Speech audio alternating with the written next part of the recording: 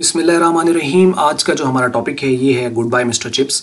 और इसका हम मुख्तसर खुलासा जो है वो इसकी यानी एक शॉर्ट समरी वो हम देखेंगे इस वीडियो के अंदर। यानी एक बर्ड्स आई व्यू, तायराना नज़र हम इसको देखेंगे। मीन्स के सरसरी सा एक जायज़ा ले लेंगे सो दैट कि इसके बारे में ओवरऑल हमें स्टोरी समझ आ जाए कि इस पूरे नावल के अंदर वो क्या बात कर रहा है। तो अब ये हमारा वैसे छठा लेक्चर है मिस्टर चिप्स के ऊपर। पिछले 5 जो लेक्चर्स हैं आपने यकीनन देख लिए होंगे और सीक्वेंस में है। अगर आप सीक्वेंस में देखते चले जाओगे तो किसी तरह की कोई भी प्रॉब्लम जो है वो यहाँ पर नहीं आएगी।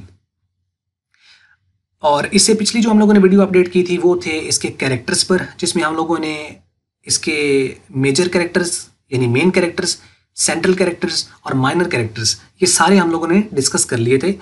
अब जब कैरेक्टर्स पता होते हैं तो ज़रा जो स्टोरी होती है उसको अंडरस्टैंड करना ज़रा आसान हो जाता है। तो अब हम देखते हैं खैर इसके अंदर के क्या बात जो है वो की गई है। और इंग्लिश में ये पॉइंट्स लिखे हुए हैं, इसको मैं उर्दू में साथ साथ एक्सप्लेन करता चला जाऊंगा। और ये जो इंग्लिश के पॉइंट्स हैं ये फेडरल बोर्ड के जो बच्चे हैं उनके लिए काफ़ी हेल्पफुल होंगे, क्योंकि उनको लॉन्ग क्वेश्चन आता होता है 6 नंबर का। तो मीन्स कि उनको समरी अगर आती है तो वो इन पॉइंट्स की एक समरी जो है वो उसके क्वेश्चन पर आए तो उसको प्रेजेंट कर सकते हैं। जैसे कि मिस्टर चिप्स की लाइफ पर आ जाती है या उसके करियर पर आ जाती है या चेंजेस जो उसमें कैथरीन लेकर आई जो उसकी वाइफ थी उस पर आ जाती है। तो मीन्स कि उनको यहाँ से पॉइंट्स हेल्प करेंगे। एक चीज़ तो ये है। दूसरी बात ये है कि ये जो पूरे का पूरा नॉवेल है ये एक टेक्निक पर बेस कर रहा है जिसका नाम है फ्लैश बैक टेक्निक या रैपिड एसोसिएशन ऑफ थॉट्स। ये एक टेक्निक होती है जिसके तहत क्या होता है कि ख्यालात पर मबनी है। मीन्स के जो चिप्स हैं वो अपने जहन में ख्याल सोच रहा है और जैसे ही वो ख्याल सोचता है तो ख्याल चाहे पास्ट का आ जाए या उसके करंट का आ जाए या आगे वो कोई तस्वुर कर लेता है। तो मीन्स के उसमें कोई सीक्वेंस नहीं है, तरतीब नहीं है। तो इस चीज़ को जहन में रखना है। कुछ आपकी चीज़ें जो हैं वो अभी की चल रही हैं। सपोज कर लें अगर हम डेट को देखें तो जो चिप्स पूरा नॉवेल लिखा गया है इसकी जो डेट है वो 1840 से लेकर 1933 तक, इस पैन के अंदर ये पूरे का पूरा नॉवेल फैला हुआ है। अब हो सकता है वो 1900 की बात करे और उसके बाद 1908 की बात कर दे, उसके बाद 1914 की बात कर ले, लेकिन 1914 से वो 1896 में चला जाए। तो ये पॉसिबल है कि मीन्स के जो उसकी डेट बाद वाली डेट पर होगा तो उससे वो फ्लैशबैक में पिछली कहानी याद कर लेगा। तो मीन्स कि इसके अंदर सीक्वेंस नहीं है। तो इसलिए इसका बेहतरीन तरीकाकार इसको करने का है, समरी जब आप कर रहे हो तो इसको पार्ट्स बना लो। मीन्स के एक हिस्सा एक सीक्वेंस में, फिर दूसरा हिस्सा उसकी सीक्वेंस ये, फिर तीसरा हिस्सा उसकी सीक्वेंस ये है। तो ये सारे का सारा जो है मीन के रैपिड एसोसिएशन ऑफ थॉट्स पर चल रहा है। तो इसके अकॉर्डिंगली ही हमें इसको समझना होगा। तो आइए हम शुरू करते हैं इसके पॉइंट्स को, देखते हैं कि इसके अंदर क्या बात की गई है। तो सबसे पहला पॉइंट है कि goodbye Mr Chips is a story of a teacher who served school for about 45 years। Means कि ये जो गुड बाय मिस्टर चिप्स है ये एक स्टोरी है एक ऐसे टीचर की जो कि स्कूल को 45 साल दे चुका है। 45 साल उसने स्कूल को सर्व किया। उसके ऊपर एक ओवरऑल नॉवेल लिखा हुआ है और वो उसकी यादों के गिर्द ही सारी की सारी स्टोरी चल रही है। मिस्टर चिप्स बॉर्न इन 1848, 1848 में ये पैदा होता है and was taken to the great exhibition in 1851 when he was a toddling child। 1848 में पैदा हुआ और उसको एक अजीम एग्जीबिशन जो थी मीन्स के नुमाइश थी, सनती नुमाइश, 1851 में इसको अपनी फैमिली के साथ या किन के साथ ये गया होगा। उस वक्त ये लड़खड़ा कर चलने वाला एक छोटा सा बच्चा था। मीन्स कि ये इस तरह करके नॉवेल को वो कहीं ना कहीं से पहले तो जब नॉवेल स्टार्ट होता है पहले चैप्टर्स के तो उसके अंदर अगर देखें तो ये एक रिटायर्ड लाइफ गुजारता हुआ हमें नजर आता है। आगे सारा यादों से हमें पता चलता है कि फिर वो अपना सारा बताता है कि वो क्या था, कैसे था, अपनी बचपन, जवानी, फिर टीचिंग, फिर उसके बाद बच्चों के साथ उसकी गुफ्तगू, सेशंस, वो सारे के सारे इस तरह करके चलते हैं। अच्छा, अब नेक्स्ट पॉइंट है कि he graduated from the Cambridge University in 1867 at the age of 19 years. 1867 के अंदर उसने कैम्ब्रिज यूनिवर्सिटी से अपनी ग्रेजुएशन कंप्लीट की।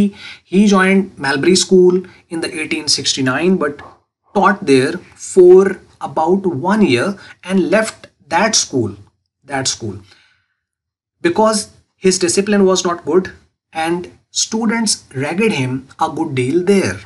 मीन्स के 1869 के अंदर उसने एक स्कूल ज्वाइन किया था, मेलबरी स्कूल, और वहाँ पर उसने 1 साल ही पढ़ाया और उसने उस स्कूल को बाद में छोड़ दिया था, क्योंकि एक तो वो डिसिप्लिन में कमज़ोर था, मीन्स के बच्चों को कंट्रोल नहीं कर सकता था, और बच्चे फिर उसको क्या करते थे, रेगेट करते थे, मीन्स के उसको तंग करते थे, टीज करते थे उसको, और अच्छा खासा करते थे। तो इनसे तंग आकर उसने कहा कि दफा मारो ऐसे स्कूल को, छोड़ो इसको। तो उसने वो छोड़ा और उसने एप्लीकेशन दे दी एक दूसरे स्कूल के अंदर, ब्रूकफील्ड, और ये वो स्कूल है जहाँ पर उसने इनफैक्ट अपनी लाइफ ही पूरी की पूरी गुजार दी।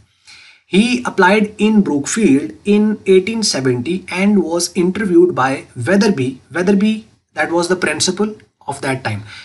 Weatherby, the headmaster of that time at the Brookfield. Weatherby advised him to be strict from the start.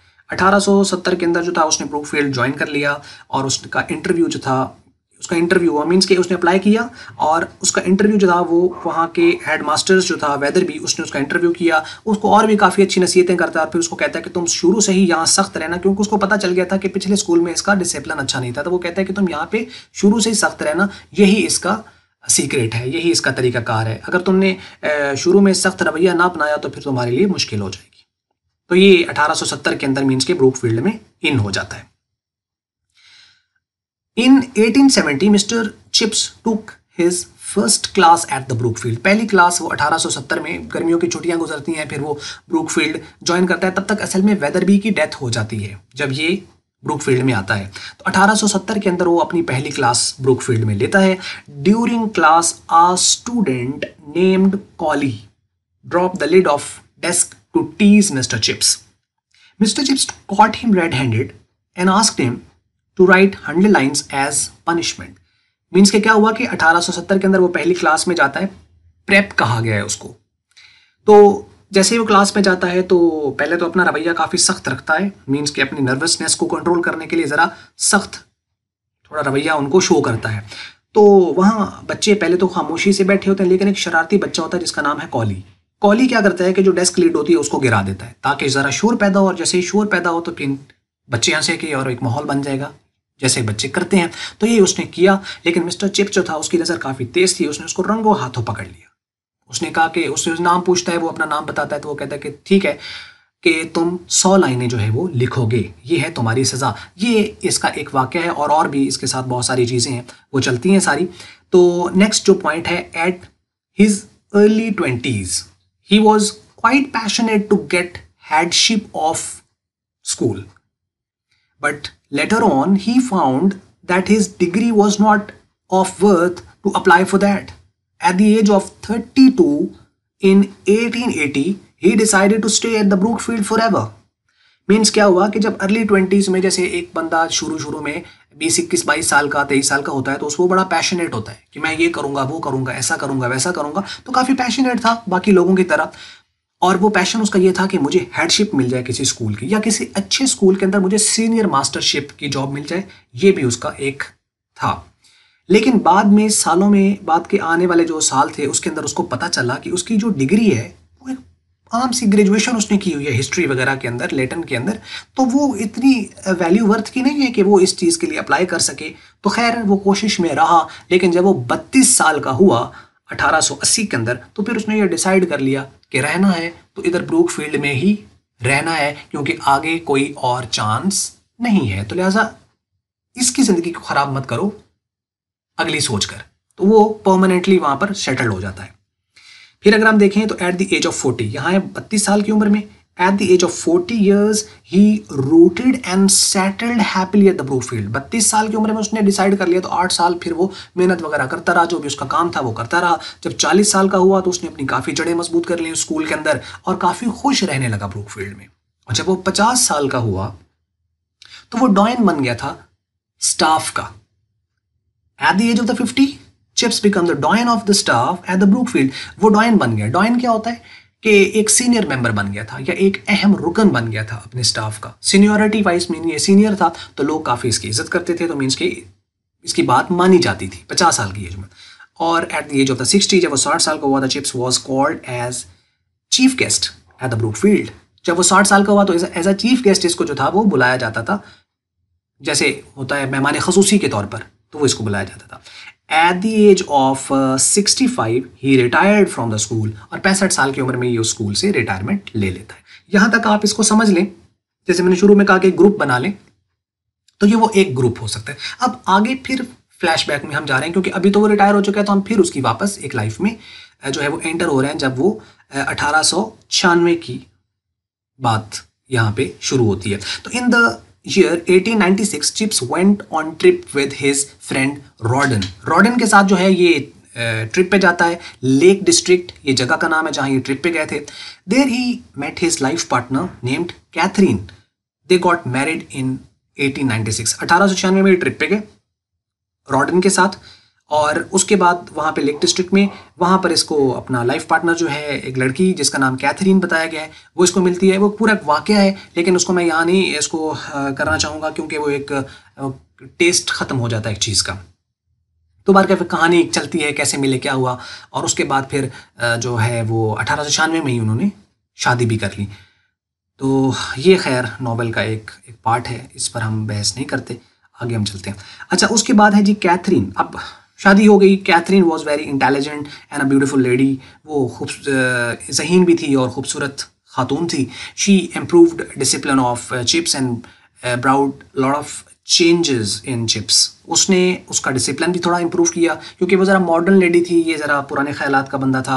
और दूसरी बात ये है कि जब चिप्स की शादी हुई थी तो उसकी उम्र जो थी चिप्स की वो 48 साल थी, और जो कैथरीन थी उसकी 25 साल थी। तो हम ये कह सकते हैं कि जैसे वो राजा को रानी से प्यार हो गया था, तो ऐसे ही 48 को 25 से प्यार हो गया, या हम ये कह दें कि 25 को 48 से प्यार हो गया। हुआ ये नॉवेलिस्ट ऐसा कहता है, रियल में ऐसा होता है नहीं होता है, मीन्स कि ये एक अलग बहस है, इसके ऊपर करनी भी नहीं चाहिए। खैर, तो ये अब जो यहाँ पर नेक्स्ट बात करता है कि जो कैथरीन थी उसने बहुत सारी चेंजेस की चिप्स के अंदर, उसको डिसिप्लिन इंप्रूव किया, उसको बताया कि तुम ये चीज़ें करो, इससे बेहतरी आएगी। तो उसके ख्याल को थोड़ा सा उसने बदला। She also visited the Brookfield frequently. वो अक्सर जो थी वो ब्रूक फील्ड जाती थी, उसको मशवरे देती थी कि ये काम ऐसे कर लो, इसको ऐसे कर लो, एंड सक्सीडेड, कामयाब हुई in arranging a football match there. और फिर उसने वहाँ पर एक फुटबॉल सॉकर जो था वो उसने वहाँ पे अरेंज कराया, जो कि ये पहले मानते नहीं थे, लेकिन कैथरीन ने इन सारों को मनवा लिया। और वो कैसे हुआ क्या हुआ वो भी एक कहानी है जो हम चैप्टर्स में पढ़ेंगे। In the year 1898 she died while giving birth to a child. बच्चे की पैदाइश के दौरान उसकी 1898 के अंदर डेथ हो जाती है। तो ये जो हैप्पी एंडिंग तो ना हो सकी, लेकिन एंडिंग हो गई। After the death of the Catherine, जैसे उसकी डेथ हो जाती है, फौत हो जाती है, तो चिप्स गॉट डिस्टर्ब। थोड़ा सा वो शुरू में डिस्टर्ब हुआ, मीन्स कि ऑब्वियसली किसी की डेथ पर इस तरह के हालात होते हैं, और वो खुद उस वक्त जो था वो मीन्स कि 50 साल का है जब इसकी कैथरीन की डेथ होती है, और इस एज के अंदर और फिर लाइफ पार्टनर मिला ही 48 साल की उम्र में, और फिर 50 में जाके वो वैसे ही छोड़ गया। तो एक शख्स सारे शहर को वीरान कर गया, कुछ ऐसी कैफियत इसके साथ बन गई। लेकिन लेटर ऑन उसने ये बात को समझा कि ये लाइफ है, इसको ऐसे ही लेके चलना पड़ेगा। अगर हम ऐसे भावनाओं में खो गए तो फिर तो खोए रहेंगे हम। इससे बेहतर है कि हम फिर अपने आप को काबू कर लें। तो खैर उसने अपने आप को कंट्रोल कर लिया। He controlled himself through engagement at work. उसके खैर हेडमास्टर ने, इसने सोचा था कि मैं स्कूल से रिजाइन कर देता हूँ, तो हेडमास्टर ने कहा था कि भैया यहाँ पे काम शाम करो बैठ के, तुम्हारा दिल लगेगा और ये ख्यालात पर तभी तुम काबू पा पाओगे। तो खैर इसने बात मान ली, और बाद में इसको लगा भी कि इसने सही कहा था, वरना मैं कैसे इस चीज़ को कैटर करता। तो ये तो होती है जी यहाँ तक। अब स्कूल के कुछ हेडमास्टर्स के साथ इसकी अनबन बन जाती है। एक नया हेडमास्टर आता है, इसका नाम है मेल्ड्रम। अब नहीं, मेल्ड्रम में वो एक आता है रॉल्स्टन, उससे पहले एक मेल्ड्रम की भी है, वो भी आप देख लो। Meldrum who was the successor of the Wetherby. Wetherby वो बंदा था जिसने इसका इंटरव्यू किया था, और उसकी तो फिर डेथ हो गई थी 1870 के अंदर ही। उसके बाद एक प्रिंसिपल आया था मेल्ड्रम, और इसकी 1900 में डेथ हो जाती है। तो Meldrum who was the successor of the Wetherby died of the pneumonia in 1900 and Chips become the acting head. ये है हेडिंग हेड मैंने लिखा हुआ है, ये यहां पर है acting head of the Brookfield. ये ब्रूकफील्ड का एक्टिंग हेड बन जाता है जी। अच्छा, अब एक्टिंग हेड मीन्स के वो कायम मकाम हेड मास्टर, यानी परमानेंट नहीं है, बस जब तक कोई नया हेड मास्टर नहीं आता तो तब तक तुम इसको चीज़ों को संभालो। तो ये पहली बार यहाँ पे, ये 2 बार बना है।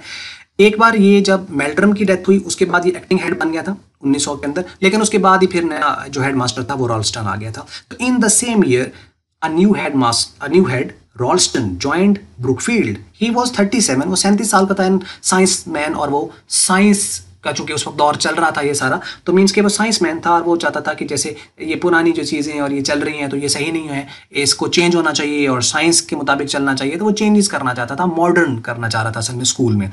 और चिप्स जो था वो तो इन ख्यालात का था ही नहीं। तो वो कहता जी ही वॉज अगेंस्ट चिप्स, वो चिप्स के खिलाफ हो गया and demanded resignation from him when he was 60 years old in 1908। 60 साल का जब वो था 1908 के अंदर, तो उसने उसे कहा कि तुम अब रिज़ाइन कर दो, अब तुम्हारा यहाँ पर मीन्स की जो पुराना तरीका है मैं नहीं चाहता हूँ, मैं चाहता हूँ नई बुनियादों पर जो है वो ब्रूकफील्ड को चलाया जाए। But he failed in his mission. कौन फेल हुआ? राल्स्टन फेल हो गया, मीन्स कि वो ना कर पाया। And later on he left the Brookfield in 1918। असल में जो बच्चे और जो पेरेंट्स थे उसमें उन्होंने चिप्स को सपोर्ट किया कि नहीं, क्योंकि ये कहानी असल में स्कूल में फैल गई थी कि वो उससे रेजिग्नेशन लेना चाहता, तो चूंकि इसका बड़ा अरसा हो चुका था तो पेरेंट्स की बच्चों की एफिलिएशन इसके साथ बहुत ज़्यादा थी, तो उन्होंने कहा कि नहीं ऐसा नहीं होगा। तो खैर ये वहाँ ठहरा रहा और आगे 1911 के अंदर खैर जो राल्स्टन था इसी ने स्कूल छोड़ दिया, एक अच्छी पोस्ट पर मजीद ये चला गया था। तो later on he left the Brookfield, he से मुराद राल्स्टन है यहाँ पर, left the Brookfield in 1911 for better himself मैंने अपनी बेहतरी के लिए, and the chips still stayed there, और चिप्स अभी भी वहां पर था। मीन्स के चिप्स को कुछ नहीं है, वो वहीं ठहरा रहा, लेकिन जो उससे रेजिग्नेशन लेना चाहता था वो खुद ही रिजाइन करके चला गया 1911 के अंदर। After Ralston a new head named Chatridge joined the Brookfield। ये राल्स्टन के बाद एक नया हेड आता है जिसका नाम है चैट्रिज, ये ब्रूकफील्ड को ज्वाइन करता है। He had a good relations with the chips, इसके चिप्स के साथ काफ़ी अच्छे ताल्लुकात थे। इसने सिचुएशन को भांप लिया था और इसको पता चल गया था कि जो असल में ब्रूकफील्ड है वो तो चिप्स है, क्योंकि वही सारा कुछ है। इसको इतना अरसा हो गया तो इसने उसके साथ अच्छे ताल्लुकात रखे। इन द ईयर 1913 के अंदर Chips got bronchitis and had to resign means को रिजाइन करना पड़ा। उसको ब्रोंकाइटिस हो गया था, ये उसको बीमारी, एक तरह की सांस का एक मसला था, तो वो उस वजह से फिर उसको काम नहीं कर पा रहा था। तो उसने सोचा कि राल्स्टन भी यही चाहता था, तो अब अड़े रहना अच्छी बात नहीं है, तो बेहतर है कि अब रिज़ाइन कर दिया जाए। तो उसने फिर रिज़ाइन करना पड़ा उसको फ्रॉम द मास्टरशिप। तो नेक्स्ट चलते हैं जी हम नेक्स्ट स्लाइड पर। अच्छा, अब चैट्रिज जो है वो वहाँ पर काम कर रहा है और जो मिस्टर चिप्स है वो रिटायर हो चुका है। ड्यूरिंग द वॉर 1918 मीन्स कि आपको पता है जंग अज़ीम अव्वल जो थी वर्ल्ड वॉर 1 वो 1914 से 18 के दरमियान हुई थी, तो ये वो टाइम चल रहा है। 13 में ये रिटायर हो गया और 14 से 18 इस दौरान जो है वो चैट्रिज काम करता रहा। तो थक जाता है वो काम कर कर के, और कुछ लोग जो हैं वो जो थे वो फौज में भर्ती हो चुके हैं, तो सारा काम चैट्रिज को खुद करना पड़ता है, तो जिसकी वजह से वो काफ़ी थकावट महसूस करता है और उसे अब काम नहीं हो रहा है या बर्डन नहीं संभाला जा रहा है। वो फिर चिप्स से आके रिक्वेस्ट करता है कि मेहरबानी करो तुम आ जाओ, तुम्हें चीज़ों के बारे में पता है, जो आसानी से तुमसे काम होगा वो कर लेना, जो नहीं होगा उसको छोड़ देना। तो खैर चैट्रिज रिक्वेस्ट करने आता है। During world war 1914-18 Chatteris requested Chips to rejoin the Brookfield because he was then a quite healthy. जब वो उसके पास आया तो उसने कहा कि तुम बूढ़े हो लेकिन तुम फिट हो, और मुझे देखो मैं जवान हूँ। ये जब आया था तो ये 34 साल का था चैट्रिज, तो वो कहता है मैं तो बीमार रहना शुरू हो गया हूँ, तो तुम आ जाओ वापस।